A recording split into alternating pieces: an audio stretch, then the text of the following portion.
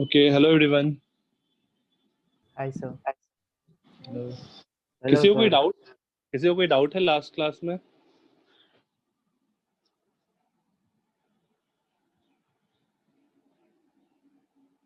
हम्म, ठीक है। तो आज हम लोग स्टार्ट करते हैं कॉम्बिनेशन ऑफ एरर्स। ये चैप्टर मैं स्लो लेके जा रहा हूँ क्योंकि ये चैप्टर जेई में नहीं, मतलब जेई वाले में हम लोगों को नहीं पढ़ाया गया, इसलिए मैं स्लो लेके जा रहा हूँ। फिर नेक्स्ट चैप्टर से हम लोग थोड़ा स्पीड लेंगे, ठीक है? तो नेक्स्ट सेटिंग दो, कॉम्बिनेशन ऑफ एरर्स।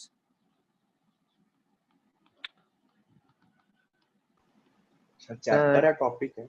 हाँ, नेक्स्ट टॉपिक। सर हाँ ये टॉपिक नहीं है क्या जेई के सिलेबस में? मतलब है। नहीं इसमें कॉम्बिनेशन ऑफ एरर्स बोल रहा हूँ।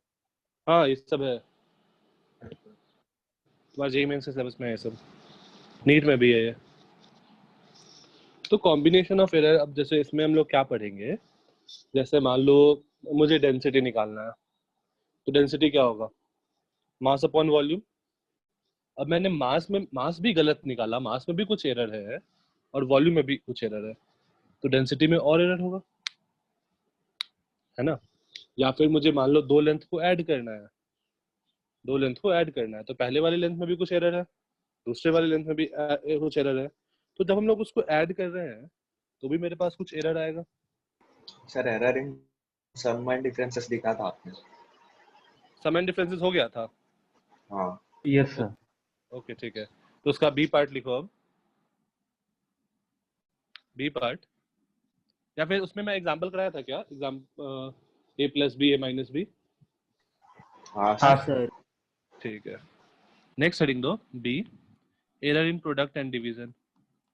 Error in product and division. जैसे मान लो हमारे पास ए है, A is A plus minus delta है जैसा पहला लिए थे, और B is B plus minus delta B. और अगेन हम लोग z डिफाइन कर रहे हैं, z is a into B. तो यहाँ पर क्या आएगा? z में भी कुछ एरर होगा। See z plus minus delta z equal to a plus minus delta a into B plus minus delta B.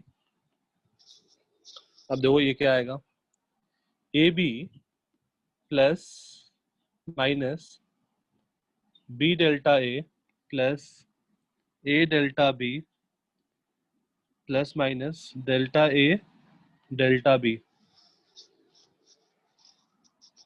Right? ये वाले टर्म को हम लोग जीरो बोल सकते हैं क्या? क्योंकि डेल्टा ए ऑलरेडी छोटा है, मान लो 10 टू द पावर -3 के ऑर्डर का है या 10 टू -4 के ऑर्डर का है, और डेल्टा भी छोटा है, तो उन दोनों को product 10 to the power -3 into 10 to the power -3 10 to the power -6 हो गया, तो उसको मैं जीरो बोल सकता हूँ, राइट? तो अब क्या करो, दोनों साइड z से डिवाइड कर दो। जो ये क्या बन जाएगा, 1 plus delta z by z is equal to, दोनों साइड में z से डिवाइड किया तो z इज ए बी, तो b delta a by a B plus a delta b by a b. Left side में z से divide किया, right side में a b से डिवाइड कर दिया, बात सेम ही है। सर क्यों? क्योंकि z a b के बराबर है ना। हाँ ठीक है, तो देखो ये क्या बन गया, that is 1 a b by a b 1 हो गया, plus minus delta a by A plus minus delta b by b.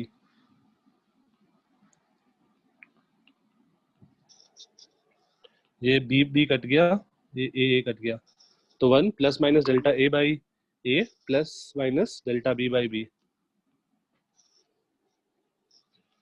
और ये 1 भी कैंसिल आउट हो जाएगा। देखो हमारे पास क्या आएगा final expression, just a minute. Final expression देखो क्या आया, 1 और 1 कैंसिल आउट कर दो, तो delta z by Z equal to, यहाँ पर भी प्लस माइनस है, delta a by A plus minus दोनों साइड है, तो delta a by A plus delta b by b.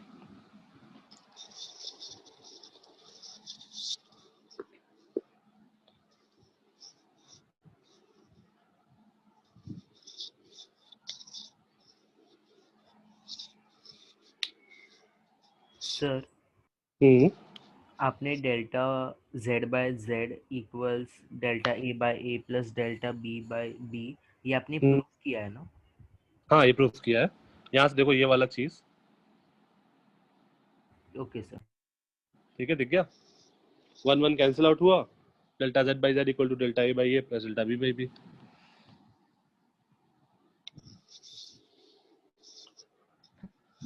तो यही फॉर्मूला हम हमारे लिए मल्टीप्लिकेशन में भी एप्लीकेबल होगा, डिवीजन में भी एप्लीकेबल होगा, राइट। अब इस पे क्वेश्चन देखते हैं। तो दोनों के लिए कैसे?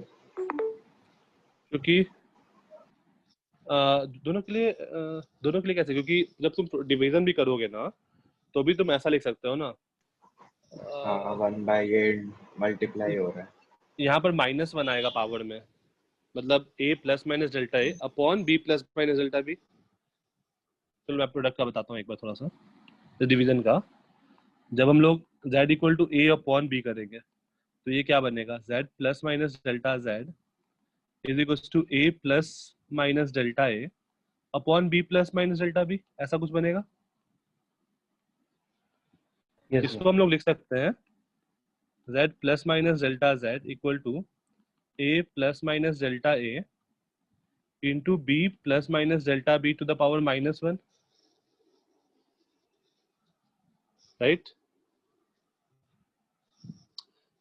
मतलब नीचे वाला जो डिनोमिनेटर में होता है वो पावर -1 चला जाता है ना ऊपर में।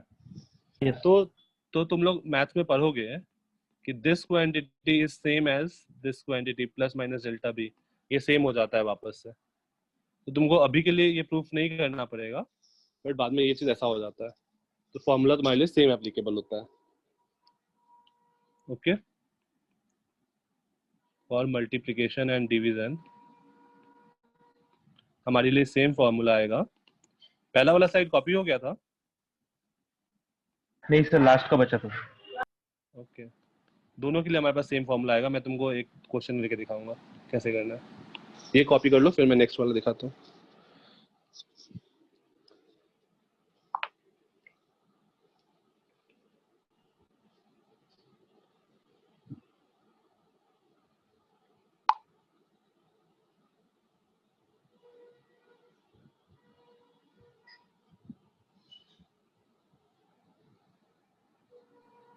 सर हाँ ये जो अभी सीबीएसई वालों का एग्जाम होगा ना, हाँ, वो ऑनलाइन होगा कि कैसा होगा, मतलब उनका?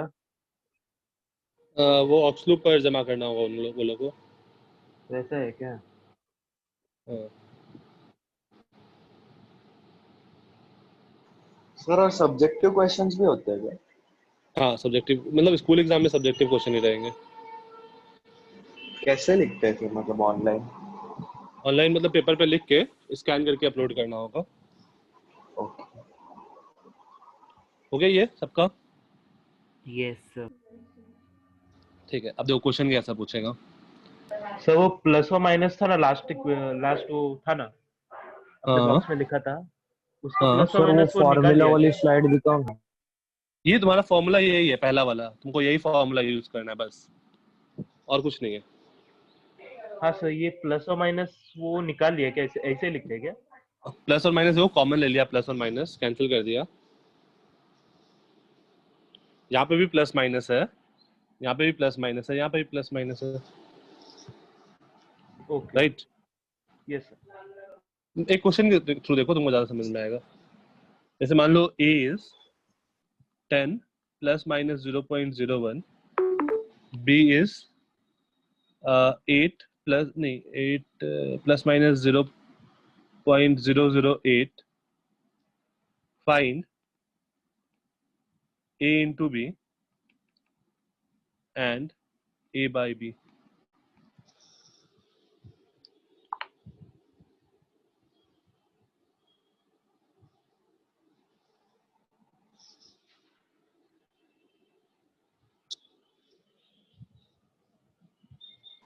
सर मल्टीप्लाई हम लोग वही करेंगे और डिवाइड भी वही नंबर करेंगे, जो अपना एरर होगा वो दोनों के लिए सेम होगा हाँ पिछले हाँ हाँ फॉर्मूले से। ओके। हाँ।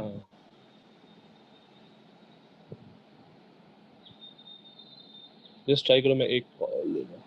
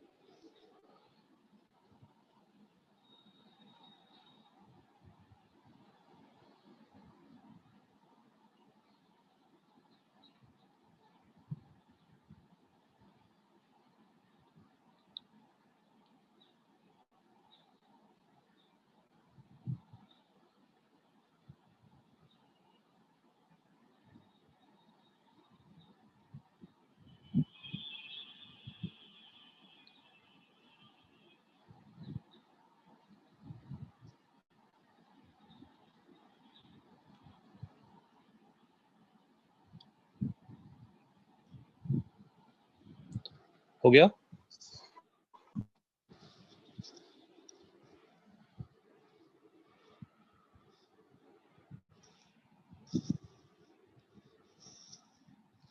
Zero point zero zero. Okay, तब में 80 प्लस माइनस समथिंग आया होगा ना ए इंटू बी के लिए।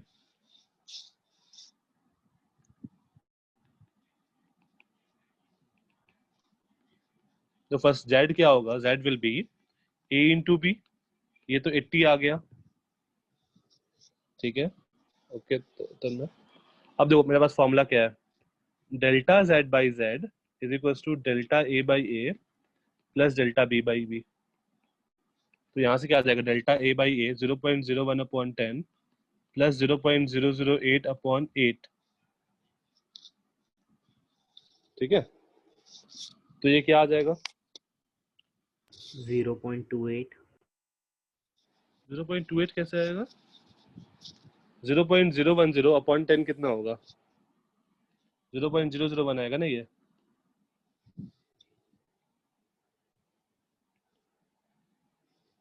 और ये भी क्या आएगा? 0.002, सॉरी 0.001। सर मैंने क्वेश्चन गलत लिखा। अच्छा, तो ये क्या आ गया? 0.002। ये क्या आया? Delta z upon z. तो यहाँ से मुझे क्या मिल जाएगा? This implies delta z equal to 0.002 into z कितना है? 80। तो ये कितना आ जाएगा? 8 टू द 16, तो 0. ये बनेगा 0.00016 और एक और जीरो आएगा, तो 0.16 आ जाएगा। राइट, ये समझ में आया?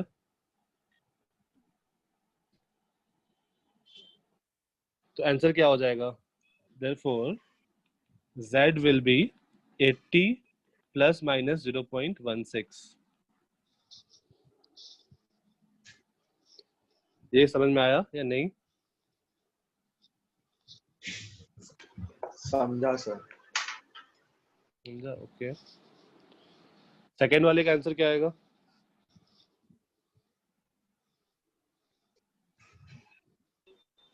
5/4 प्लस माइनस वही सेम। नहीं नहीं नहीं नहीं, प्लस माइनस वही सेम नहीं आएगा।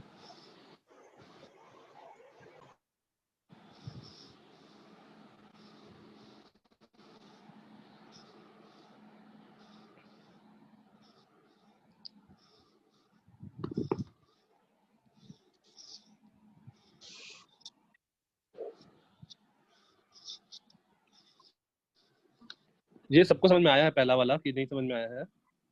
समझ में सर। है ना, ठीक है। देखो नेक्स्ट समझा वाले सर। में मैं y मान लेता हूँ। Okay, second let's say y is equal to a upon b। तो ये क्या आएगा? 10 अपॉन 8 दैट इज 5 अपॉन 4। अब देखो delta y upon y will be equal to delta a upon a plus delta b upon b। Same formula लगेगा, ये आएगा 0.010 upon 10 plus 0.008 upon 8, तो ये आ जाएगा delta Y upon Y is equal to 0.002 again, और this implies delta Y is equal to 0.002। देखो difference कहाँ पर आ रहा है, इनटू वाई करना है मुझे इस बार, और वाई का वैल्यू क्या है 5/4, उस बार 80 था, इसलिए ये मेरा डेल्टा जेड अलग आएगा या डेल्टा वाई अलग आएगा। तो ये कितना आ जाएगा 0.0005 इंटू 5, तो 5 is 25, 0.0025, तो आंसर क्या आ जाएगा y equal to 5/4 basically 1.25 plus minus 0.0025। सही है, अभी समझ में आया सबको? हाँ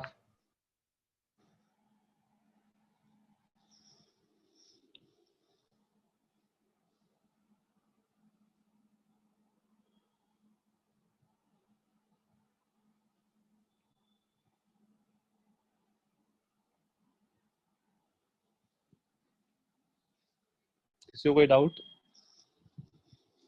एक और क्वेश्चन करना है या हो जाएगा ये क्वेश्चन इस टाइप का? एक और क्वेश्चन सर। एक और क्वेश्चन, ठीक है। क्वेश्चन या फिर मैं तुमको एक और चीज बताता हूँ, फिर उस पर क्वेश्चन देता हूँ सेम टाइप का ही। जैसे मान लो मुझे a इंटू ए करना है, या फिर a इज इक्वल्स टू, ये कॉन्सेप्ट ही है, फिर क्वेश्चन बाद में देखते हैं इस पर। a is a plus minus delta a, find z equal to a cube. a cube क्या होगा, a क्यूब का सर, वैल्यू? ये क्वेश्चन है ना? हाँ, काइंड ऑफ क्वेश्चन जैसा तुम बिहेव कर, टेक कर लो इसको कि a क्यूब में a क्यूब को क्या आएगा वैल्यू। सर पीछे का स्लाइड दिखाया हुआ मेरा रह गया था। कौन सा, ये वाला? हाँ सर।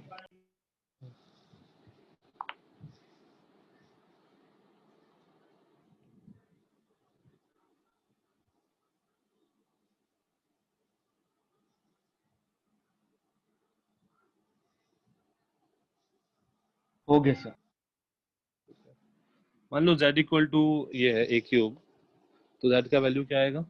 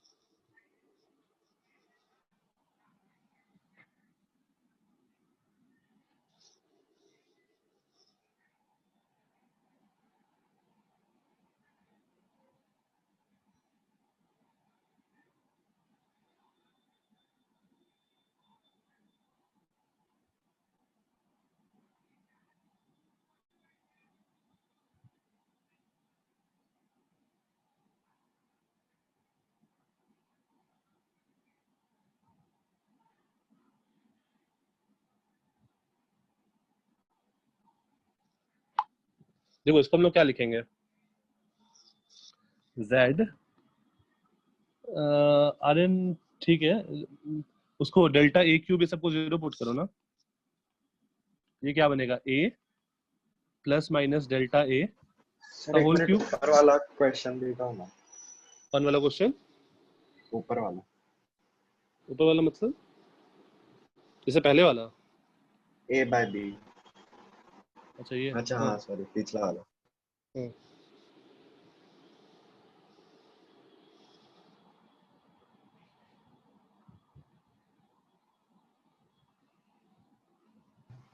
हो गया सर।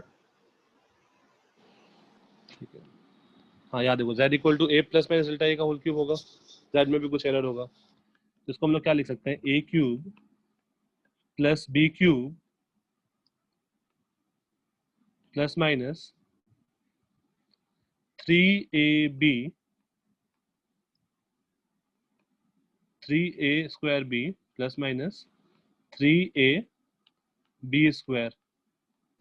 सर ऐसा वो डिफरेंशिएशन वाले में किए थे ना हम लोग, डिफरेंशिएशन वाले में ऐसा ऐसा कहाँ कुछ किया तो, था? ऐसा कुछ तो मतलब b प्लस bx लेते थे x प्लस हाँ bx। हाँ हाँ, वो किए थे स्टार्टिंग में। अब देखो डेल्टा ए क्यूब बहुत छोटा होगा, जीरो पुट कर दिया। डेल्टा ए स्क्वायर भी बहुत छोटा होगा, जीरो पुट कर दिया। सर तो लास्ट में डेल्टा ए क्यूब आएगा ना? मतलब तुम कैसे भी लिखो ना, मतलब A cube plus B cube plus 3a square B plus 3ab square लिखो, या A cube plus 3a square B plus 3ab square plus B cube लिखो, बात तो सेम ही है ना। तो मैंने ये लिखा है a प्लस बी का whole cube is equals to a cube plus b cube plus 3a square B plus 3ab square, ये फॉर्मूला सही किया। ओके, अब दोनों साइड z से डिवाइड कर दो, तो क्या बन जाएगा? 1 plus minus delta z by Z equal to a cube upon a cube plus minus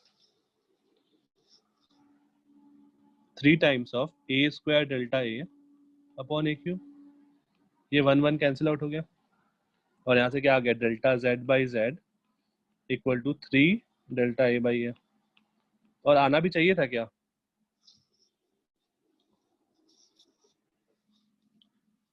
ऐसा आना चाहिए था या नहीं आना चाहिए था?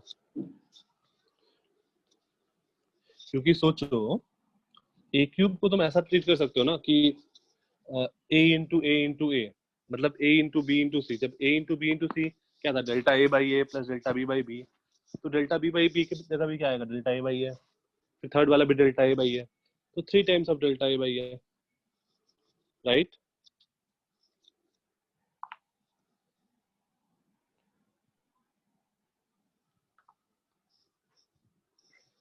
तो ये नहीं समझा मुझे लास्ट का पार्ट। लास्ट जो मैंने बोला वो, या फिर ये हाँ, लिखा 3 हुआ? Delta A by. हाँ ठीक है, ये देखो, जैसे हमारे पास अगर z a इंटू बी था, तो हमारे पास एक्सप्रेशन क्या आया था? Delta z by Z equal to delta a by A plus delta b by A. अब मान लो z equal to a into A है, तो एक्सप्रेशन क्या आएगा? Delta z by Z equal to delta a by A plus delta a by A, b की जगह भी ए है, that is 2 times of delta a by A. अगर 3 बार रहता z equal to a into A, तो क्या आता? डेल्टा z बाई जेड 3 बार डेल्टा a बाई ए, हाँ सर आप सुन। तो ये 3 टाइम्स आ जाएगा डेल्टा a बाई ए। और हम लोग जनरल डिफाइन कर देते हैं z equal to a to the power n, तो उसके लिए डेल्टा z बाई जेड क्या आएगा? n times of delta a by A. Sir हाँ, आपने लास्ट स्लाइड, लास्ट लाइन में। एक मिनट लास्ट स्लाइड चालू करो ना। हाँ सर, हाँ हाँ उसमें अपने सेकेंड लास्ट लाइन में लिखा है कि 3a² delta A by A cube. हाँ अच्छा वो कैंसिल हो गया, ठीक है। हाँ, वो a स्क्वायर और कैंसिल हुआ। ये हो जाएगा तो बताना, मैं नेक्स्ट स्लाइड पे लाता हूँ।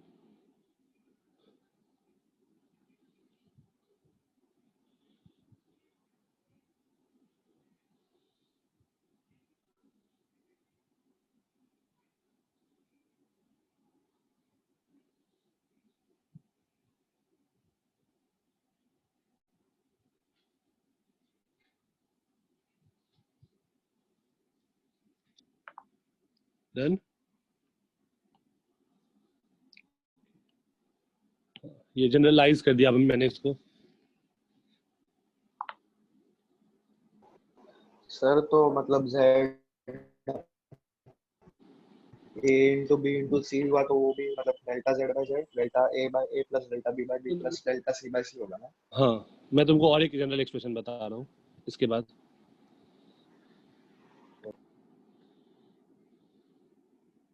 सर लास्ट स्लाइड दिखाओगे सर? ये वाला, ये हाँ ठीक है, ये नोट कर लो, फिर अगला वाला दिखा रहा हूँ।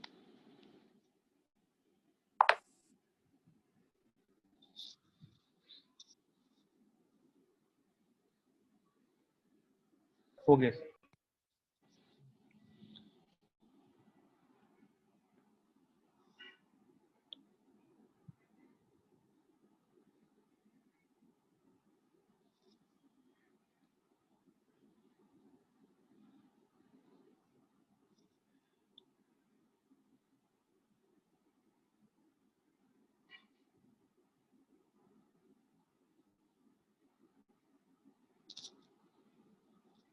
ये हो गया।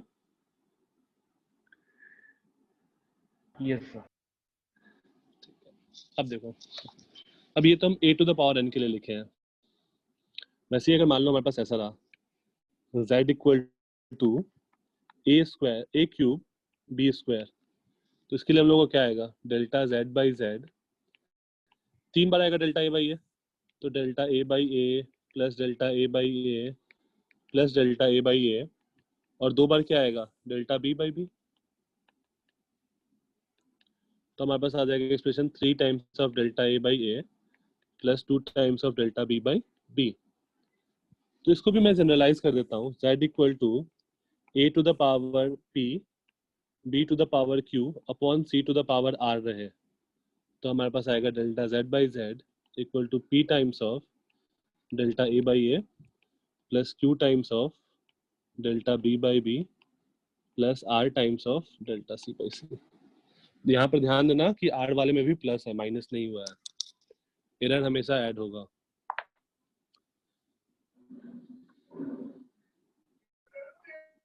सर ये नोट करना है। हाँ, ये लास्ट वाला नोट कर लो, लास्ट वाला इंपॉर्टेंट है।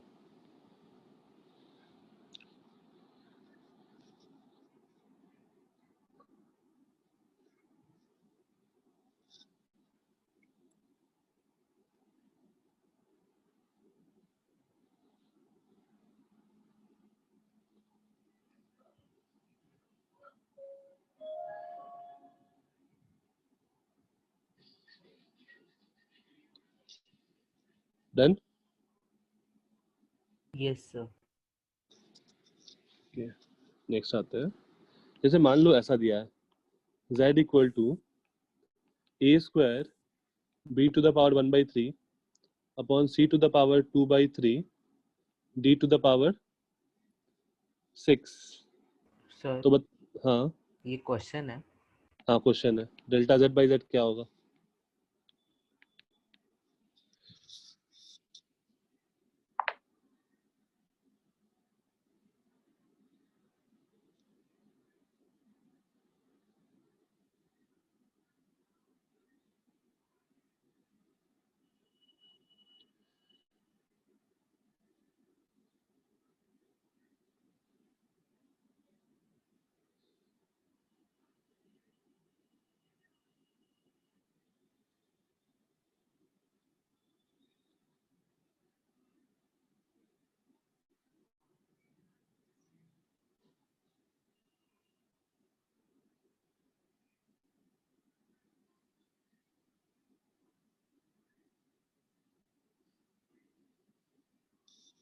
डन। ओके, क्या आ जाएगा ये, 2 times delta a by a plus 1/3 times delta b by b plus 2/3 times delta c by c plus 6 times delta d by d।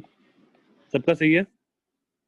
Yes sir. Sir okay, एक और sir question. ये आगे हम solve नहीं करेंगे। नहीं बस हो गया, इसका कैसे सॉल्व करोगे, तुम्हें कुछ पता नहीं है ना, डेल्टा a बाई a का वैल्यू या डेल्टा b बाई b कुछ नहीं पता ना। Okay sir. आर्यन कुछ बोल रहे हो, तुम्हारा आवाज नहीं आ रहा मुझे। Hello sir. हाँ आर्यन भी आ रहा है। सर मैं आर्यन नितन में बोल रहा था। यहाँ ऐप में गड़बड़ दिखा रहा है। हाँ तन्मय, आर्यन तुम्हारा आवाज नहीं आ रहा। तो मल्टीप्लाई हो या डिवाइड हमें सिर्फ ऐड करते जाना है। हाँ हमें सिर्फ ऐड करते जाना है। Okay sir. Aryan text drop कर दो या फिर लीव करके फिर से ज्वाइन कर लो मे बी। नेक्स्ट क्वेश्चन ऐसे मान लो z equal to a square b cube या b to the power 1/2 upon c cube. Question ऐसे दिया है, percentage error in finding a b and c are 2%, 4% and 1% respectively. Find the percentage error in calculating z. In calculating z.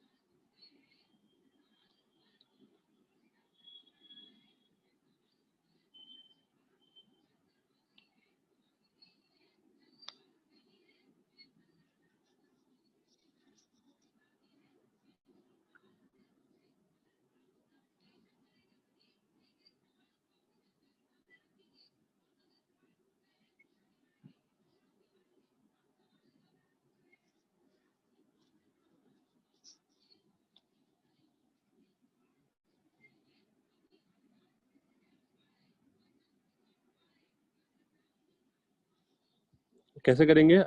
Check कर लो यार, खुद से हो जाएगा। यस सर, हो रहा है। ठीक है,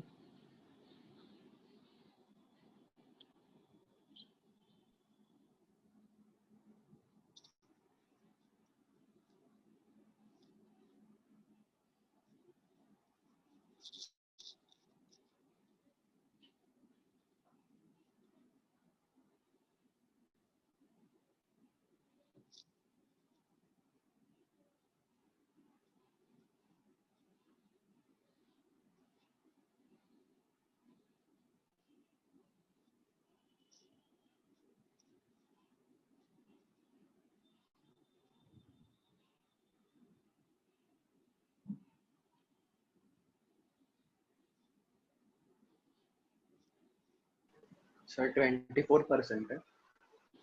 24 तो नहीं आना चाहिए।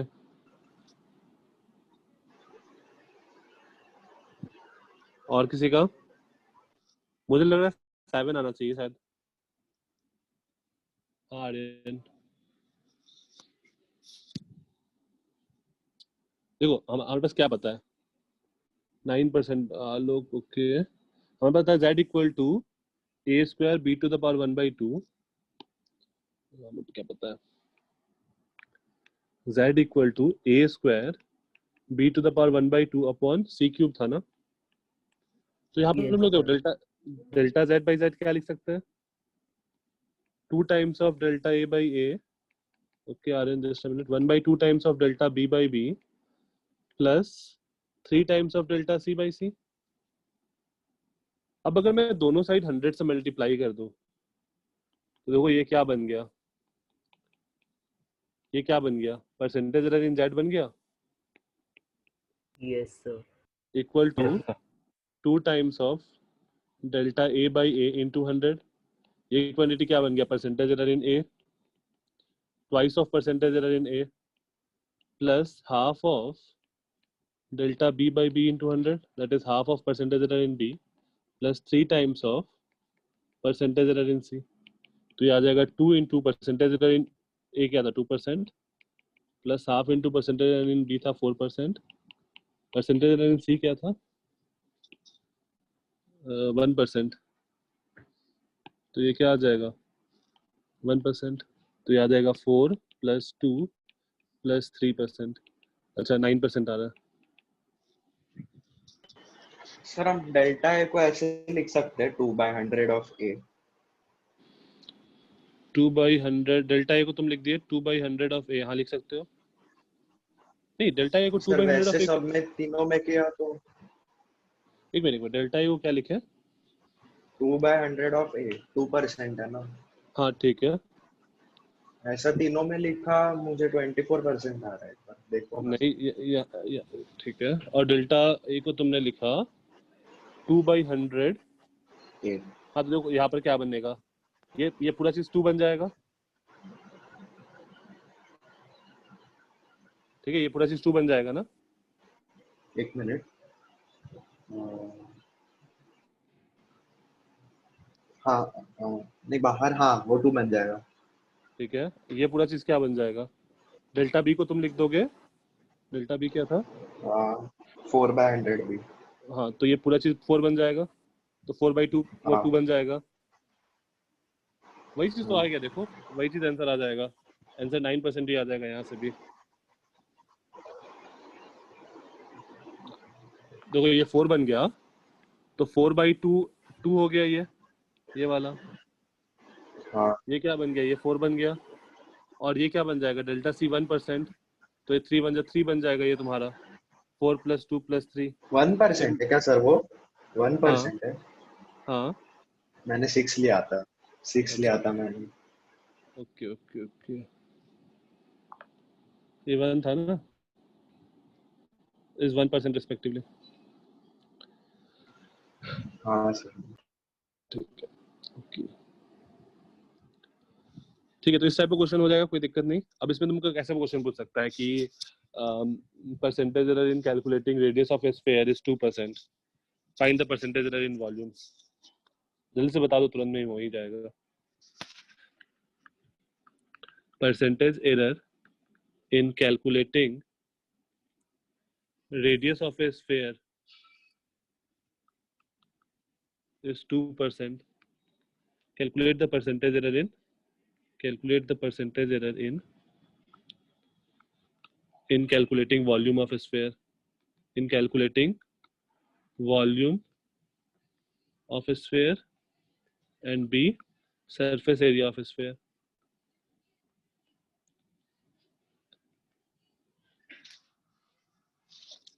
जल्दी से, टाइम ज़्यादा नहीं.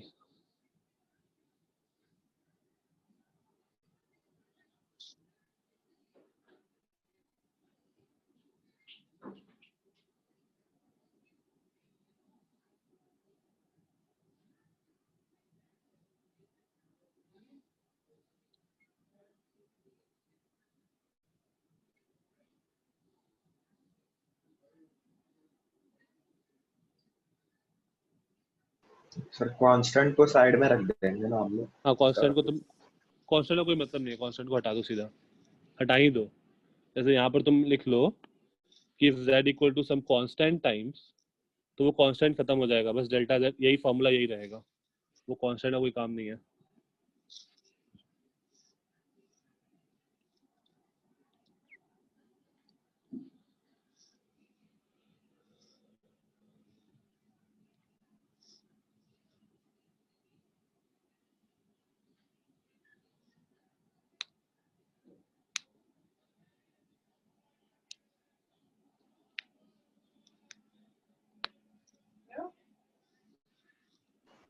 सर 6% और 4%.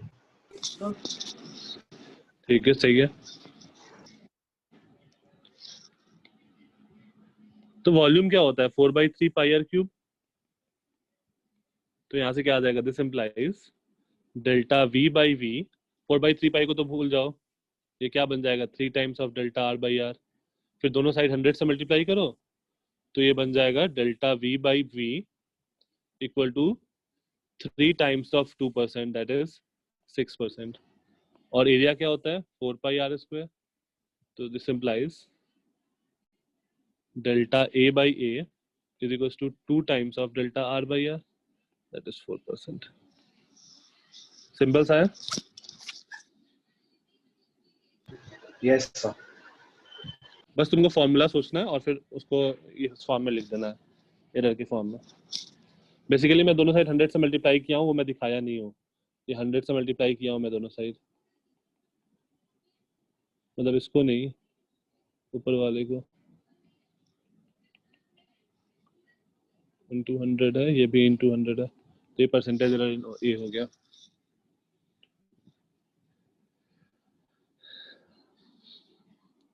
कोई दिक्कत यहाँ तक?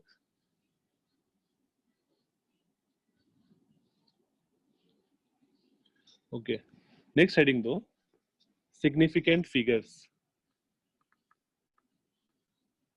Significant figures. सिग्निफिकेंट फिगर्स क्या होता है? जैसे मान लो तुमको एक लेंथ मेजर करना है, स्केल से तुम एक लेंथ मेजर कर रहे हो, तो अपना जो मेन स्केल है, ये मेन स्केल है, इसमें 0 रीडिंग है, फिर कुछ दूर के बाद 1 रीडिंग है, 2 रीडिंग है, 3 है, 4 है, एंड सो ऑन. और इसके बीच में 10 डिवीजन है, राइट? ऐसा 10 डिवीजन है और ऐसा है. तो अगर तुमको इस स्केल से मेजर करना है, तो तुम बता सकते हो 5.6, मान लो 5.6 सेंटीमीटर है, तो तुमने लिखा 5.67 सेंटीमीटर. तो तुम इस 5 के लिए तो सर्टेन हो कि 5 से तुम्हारा लेंथ सही है. तुम ये 6 भी बता सकते हो क्योंकि यहाँ पर भी मार्किंग है, अप्रोक्सीमेटली तुम बता सकते हो कि हाँ ये 6 है. लेकिन क्या तुम इस डिजिट के बारे में सर्टेन हो कि ये 7 होगा? हाँ या ना? No sir. नहीं है. तो हम लोग ऐसा बोलते हैं कि सिग्निफिकेंट फिगर क्या होता है? The number of digit in a measurement about which we are certain, about which we are certain, about which we are sure, plus one additional digit, plus 1 additional digit plus 1 additional digit. कौन सा additional digit? तो जो the first one for which we are uncertain, about which we are not certain. First digit जिसके लिए हम certain नहीं हो is known as significant figures. Is known as significant figures or digits or significant digits.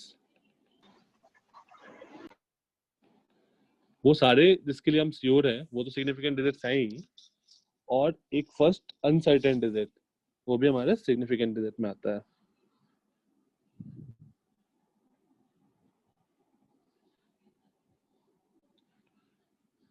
Fine, कोई दिक्कत? Sir मतलब इस example में तीनों सिग्निफिकेंट है. हाँ, तो इस एग्जांपल में तीनों सिग्निफिकेंट है. अगर यहीं पे मैं 7 2 लिखा होता तो तीन ही सिग्निफिकेंट डिजिट होते हैं, 5 6 7. 2 सिग्निफिकेंट नहीं होता. Fine. Yes sir.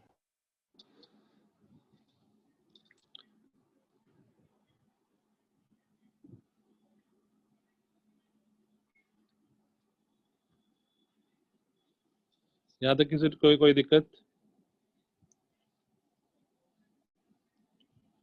Okay, next heading दो. ये नोट कर लो, फिर नेक्स्ट हेडिंग दो. सर हाँ, मतलब सिग्निफिकेंट फिगर्स इसमें कौन होगा, 5 होगा या 7? 5 6 और 7 तीनों सिग्निफिकेंट होगा यहाँ पे. तीनों सिग्निफिकेंट है.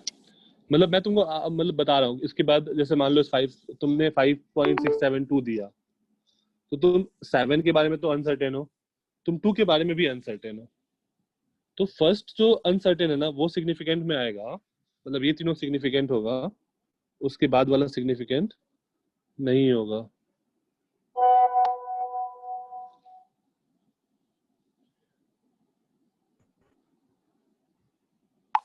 राइट?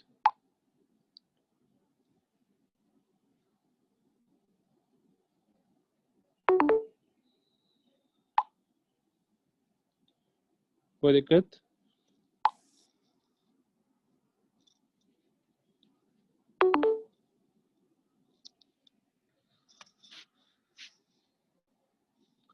ठीक है, नेक्स्ट आते हैं. Rules for determining significant figures. Next heading दो.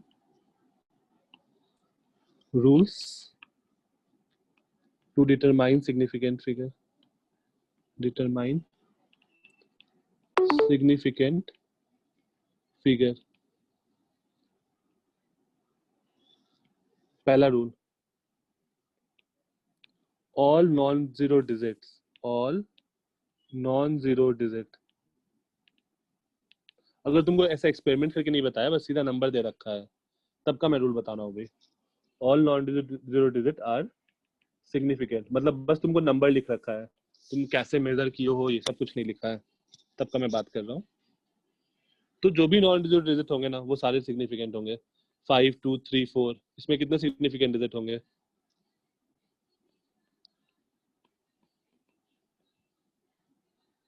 जैसे यहाँ पर 4 डिजिट है ना, तो चारों सिग्निफिकेंट है. यहाँ पर 6 सिग्निफिकेंट है. 5 1 2 3 4, 5 सिग्निफिकेंट डिजिट है. 2 एक सिग्निफिकेंट डिजिट है. ये समझ में आ रहा है?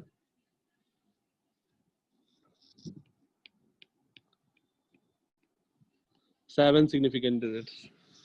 तो जितने भी नॉन जीरो डिजिट होंगे ना वो सारे सिग्निफिकेंट होंगे.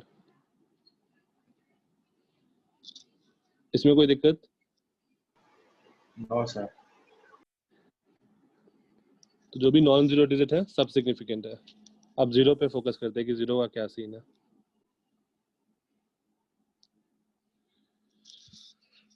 रूल 2 मैक्सिमम हो गया.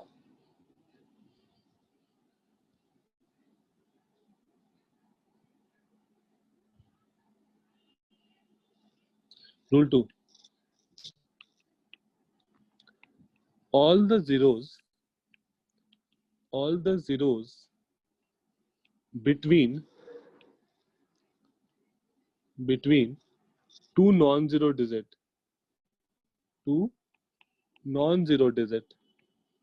दो नॉन जीरो डिजिट के बीच में जितने भी जीरोस होंगे आर सिग्निफिकेंट, वो सारे सिग्निफिकेंट हैं, no matter where the decimal point is,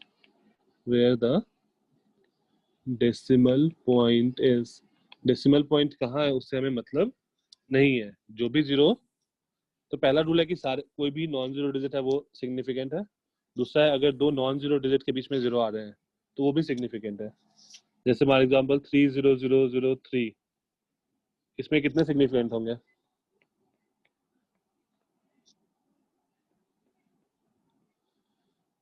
पहले वाले में कितने सिग्निफिकेंट होंगे? 5 5 सर। 5 4 5 6.000002, इसमें कितने होंगे? 8। 8 8। मुझे मतलब नहीं है कि डेसिमल कहाँ है, मुझे बस दो नॉन जीरो डिजिट के बीच में होना चाहिए, तो वो सारी को मैं सिग्निफिकेंट में काउंट करूंगा। सर तो फिर अगर मतलब मेन स्केल पे 1 और 2 के बीच में जो सारे पॉइंट्स आते हैं ना, हाँ उसके अंदर जो 0.001 ये सब भी सिग्निफिकेंट होंगे कि नहीं होंगे? नहीं, एक मिनट, मैं आ रहा हूँ उस पर, रुक जाओ। अभी डिवाइस पे हम लोग नहीं कर रहे हैं, डिवाइस के अलावा कर रहे हैं। मतलब नॉर्मली बस तुमको नंबर दे रखा है तो क्या होगा। अब डिवाइस पर करोगे ना तो हर डिवाइस का अलग अलग होता है। हम लोग उतना डिटेल्स में नहीं जाना है, हम लोग बस मेन स्केल पे देख रहे हैं। मेन स्केल में जैसे मान लो मैं 5.672 लिखा, तो 5 सेंटीमीटर में, ठीक है, तो 5 तो श्योर है सेंटीमीटर में, 6 भी श्योर है, 7 फर्स्ट अनसर्टेन है, तो ये तीनों डिजिट सिग्निफिकेंट होंगे, 2 सिग्निफिकेंट नहीं होगा। लेकिन अगर मुझे केवल नंबर लिख रखा है तो हम लोग का ये रूल्स भी चल रहा है। Fine. Yes sir. Next rule 3, rules याद रखना है सिग्निफिकेंट फिगर्स फाइंड करने के लिए। सिंपल से ही रूल्स है। If A number is less than 1, if a number is less than 1, then zeros on the right of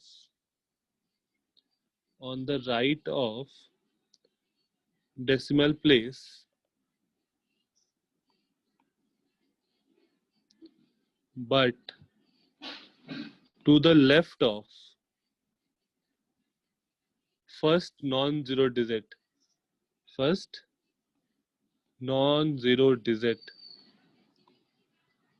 are not significant। ये significant नहीं होंगे, आर नॉट सिग्निफिकेंट। बोल्ड में लिखना ताकि याद रहे, नॉट सिग्निफिकेंट। फॉर एग्जाम्पल अगर नंबर 1 से छोटा है, मतलब 0.000023, तो कितने सिग्निफिकेंट होंगे इसमें? 2। देखो इसमें क्या बोल रहा है कि अगर नंबर लेस देन 1 हो, then zeros on the right of the decimal, मतलब इस डेसिमल के जो राइट में जो जीरोस हैं place, but to the left of first non zero digit, इसके लेफ्ट में वो सारे जीरो सिग्निफिकेंट नहीं है। तो सिग्निफिकेंट कौन सा है? बस 2 और 3। इसमें क्या हो गया 1, इसमें क्या हो गया 1 और 2, और इसमें क्या हो जाएगा 1। राइट, ये भी रूल समझ में आ रहा है? Yes sir.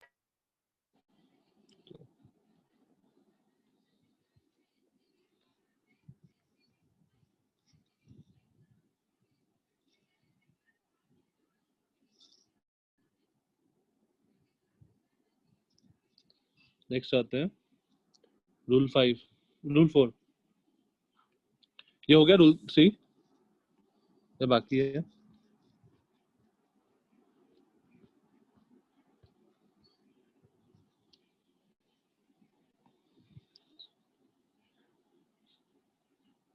Mansi just a minute, मैं पांचों रूल बता देता हूँ, उसके बाद तुम्हारे क्वेश्चन पे आता हूँ।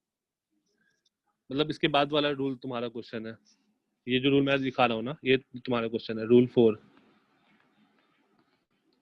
द टर्मिनल और ट्रेलिंग जीरोस, द टर्मिनल और ट्रेलिंग मतलब लास्ट वाले, द टर्मिनल और trailing zeros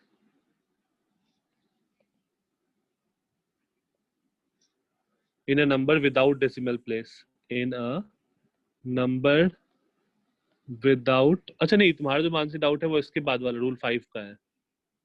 in a number without decimal place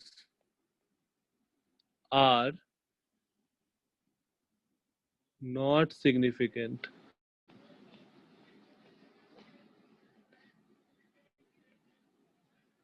are not significant। जैसे 55,000, इसमें कितने डेसिमल प्लेस, कितना सिग्निफिकेंट डिजिट होगा? 2। 2। ये तीनों जीरो जो ट्रेलिंग जीरो है in a number without decimal place are not significant.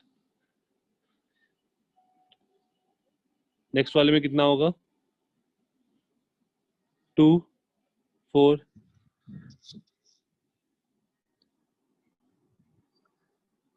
कोई दिक्कत नहीं।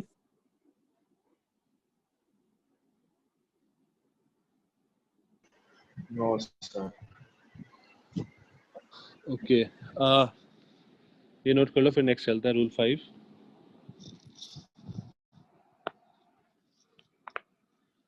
ओके, कितने रूल्स है सर? बस लास्ट है रूल 5। सर हाँ, एरर्स का खत्म हो गया? तुम्हारे बुक के हिसाब से खत्म हो गया, लेकिन हम लोग एक क्लास और करेंगे एरर पे, कि कुछ कुछ चीज बचा हुआ है जो तुम्हारे बुक में नहीं है बट सिलेबस में है। Okay sir. The trailing zero, the trailing zeros in a number with decimal place. हाँ ना, आज तुम्हारा डाउट है ये, इन अ नंबर, हाँ आर्यन वही वही कर रहा हूँ, in a number with decimal place. Recurring में पूरा ले लेते हैं, अगर डेसिमल के बाद रेकरिंग आना है ना तो वो सारे सिग्निफिकेंट होंगे। अरे आर, ये सारे सिग्निफिकेंट होंगे, आर सिग्निफिकेंट,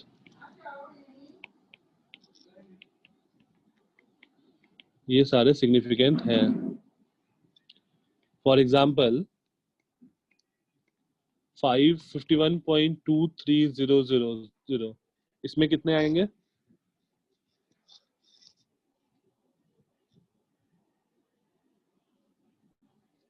2। 7। 7। देखो इसमें क्या लिखा है रूल में, trailing zeros in a number with decimal place. अगर डेसिमल के बाद जो जीरोस है ना, ये सारे वो है, ये सारे सिग्निफिकेंट हैं। क्यों सिग्निफिकेंट है? क्योंकि जब हम लोग 0000 मेंशन कर रहे हैं किसी मेजरमेंट में, इसका मतलब क्या है कि हम उसके बारे में श्योर हैं कि वो जीरो ही है, इसलिए हम लोग बोल रहे हैं 51.23 is not equal to 51.23000। ये दोनों बराबर नहीं है as per the significant digits.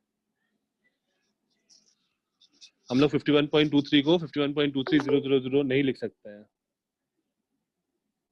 क्योंकि सिग्निफिकेंट डिजिट अलग अलग हो जाएंगे। मतलब इसमें क्या हुआ कि मैं ये तीनों डिजिट के बारे में श्योर हूँ, लेकिन इसमें इसके बाद वाले डिजिट के बारे में मैं श्योर नहीं हूँ। सर तो नॉन टर्मिनेटिंग वाले में श्योर नहीं थे क्या हम लोग? किसमें? नॉन टर्मिनेटिंग नहीं, डेसिमल नहीं है वो वाले नंबर्स में हम लोग नॉट सिग्निफिकेंट क्यों लेते हैं? जो मतलब तुम्हारा 4-3 आवाज वाला। पूरा ब्रेक हो रहा है। फोर्थ रूल वाले में क्या बोल रहे हो? उसमें जो लास्ट में जो जीरो है ना, विदाउट ए डेसिमल प्लेस है यहाँ पे। इसमें हम लोग ये तीनों को जीरो इसलिए लेते हैं, मतलब इसमें हम लोग यहाँ पर जीरो बस लिखा है तो उतना ऐसा मतलब नहीं है। इसको तुम ऐसा लिख सकते हो ना, 55 इंटू 10⁻3, तो बस ये दोनों सिग्निफिकेंट हो गया, या 5.5 इंटू 10⁻3। मानसी क्लियर हो गया तुम्हारा? Yes sir. ठीक है, तो एक क्वेश्चन करते हैं और फिर नेक्स्ट क्लास में लोग कंटिन्यू करेंगे। Question, find the number of Aryan हाँ, हाउ मेनी 6। ओके आर्यन, अच्छा आर्यन का डाउट है। आर्यन मैं इस क्वेश्चन को इसमें ले लेता हूँ। Find the number of significant digit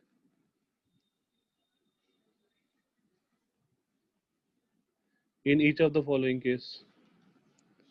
In each of the following case. A, the first 6.032 4 बार 0 6.032 1 2 3 4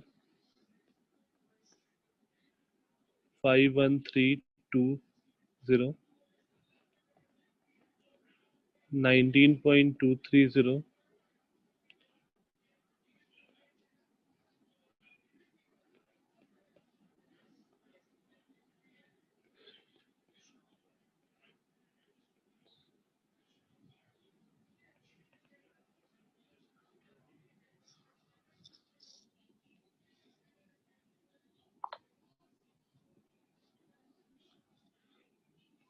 आज कितना तारीख है?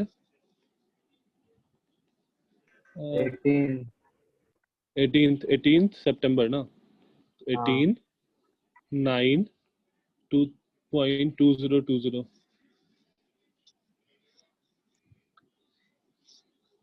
हाँ ये सारे का बताना है।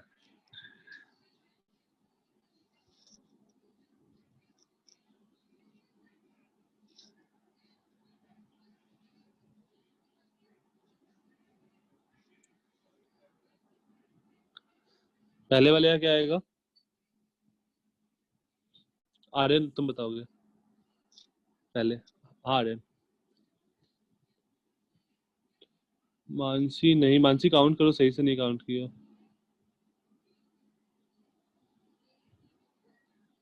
ठीक है निरंजन। आर्यन क्या होगा सोचो। आर्यन देखो ये चारों डिजिट सिग्निफिकेंट है या नहीं है?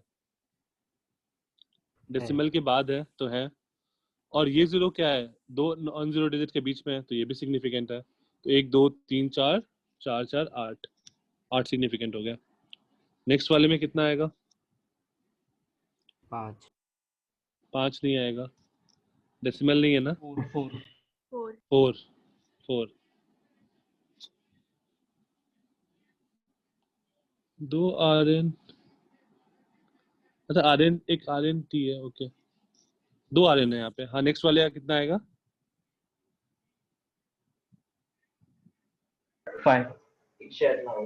5 नेक्स्ट वाले का 1 1 नेक्स्ट वाले का 3 सही है मानसी। नेक्स्ट फिर 3 से 3 और इसका 8 क्या आएगा? 8 8। ठीक है, तो सिग्निफिकेंट फिगर्स में कोई दिक्कत नहीं है। No sir.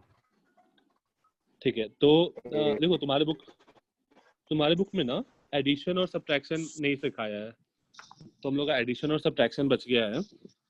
और मतलब एडिशन और सब्ट्रैक्शन जैसे नॉर्मल करते हैं भाई, मल्टीप्लिकेशन बच गया है कि मल्टीप्लाई कैसे करना है दो नंबर को।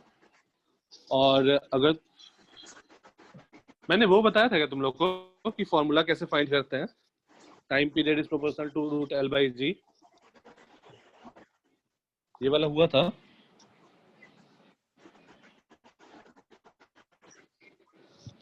ये वाला पार्ट हुआ था क्या? Time period is function of M L and G, तो proof time period is proportional to root L by G, ऐसा हुआ था। यस ओके हो गया था। ठीक है, तो हम लोग हाँ का सर किया था ये वाला। ठीक है, तो हम लोग का बस एडिशन सब्ट्रैक्शन मल्टीप्लिकेशन डिवीजन बचा है, तो ये हम लोग नेक्स्ट क्लास में करते हैं। क्या यार म्यूट कर लो मोहित। नहीं अच्छा हाँ ठीक है, तो हम लोग नेक्स्ट क्लास में हम लोग क्या करते हैं। ओके मोहित, बैकग्राउंड नॉइज काफी ज्यादा आ रहा है। हाँ हम लोग नेक्स्ट क्लास में क्या करते हैं, एडिशन सब्ट्रैक्शन ये सब कर लेते हैं, एडिशन सब्ट्रैक्शन मल्टीप्लिकेशन डिवीजन, और उसके बाद फिर नेक्स्ट चैप्टर स्टार्ट करते हैं।